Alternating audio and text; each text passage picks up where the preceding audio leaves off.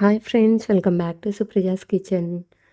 ఇవాళైతే నేను ఒక square cardboard, అది అట్టముక్క స్క్వేర్ టైప్‌లో ఉన్నటువంటిది నాకు ఇంట్లో కనిపించింది. ఆ కార్డ్‌బోర్డ్ మీద ఏదన్నా డ్రా చేయాలనిపించింది. అప్పుడు నేను వినాయకుడిని డ్రా చేశాను. ఇక నాకు ఏమంటారు, న్యాచురల్‌గా చేస్తే బావుంటుంది అనిపిచ్చి, నేను కలర్ పెన్సిల్స్, క్రేయాన్స్ ఇవన్నీ, స్కెచ్ పెన్స్ ఇవన్నీ యూజ్ చేయకోకుండా ఇంట్లో ఉన్నటువంటి ధాన్యాలతో అయితే అరేంజ్ చేశాను. స్వామి యొక్క తొండం వచ్చేసి మినపప్పు, పొట్టు మినపప్పు ఉంటుంది కదా, వాటితో, అలాగే మిగతా అంతా పెసరపప్పుతో చేశాననమాట. అలాగే పైన నామాలొచ్చేసి వైట్ కలర్‌లో విభూతితో పెడతాం కదా, సో దానికోసమని నేను రైస్‌నైతే ఉపయోగించాను.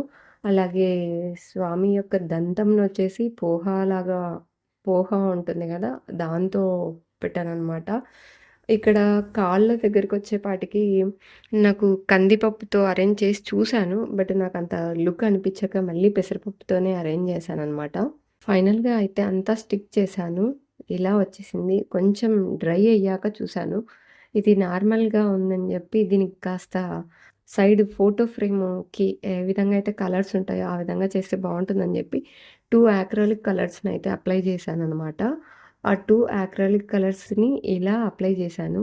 ఇంకా ఏదో తక్కువ అనిపిచ్చి మొత్తం టోటల్ ఇలా బార్డర్‌లాగా లైనేసేసాను. అప్పుడు ఫైనల్‌గా లుక్ అయితే ఇలా వచ్చింది. నాకు చాలా బాగా అనిపిచ్చింది. ఆ నామాలు, తెల్లటి నామాల మధ్యలో స్వామికి బొట్టున్నట్టు ఉంటుందని ఒక స్టిక్కర్‌నైతే పెట్టాను. ఫైనల్ లుక్ అయితే గణపతి ఇలా వచ్చేసాడు. బావుంది కదా! మీకు కూడా నచ్చినట్లయితే ఒక లైక్ చేయండి. అలాగే ఇంకా ఎవరైనా సబ్స్క్రైబ్ చేయకపోతే subscribe to Supraja's kitchen. Thank you for watching.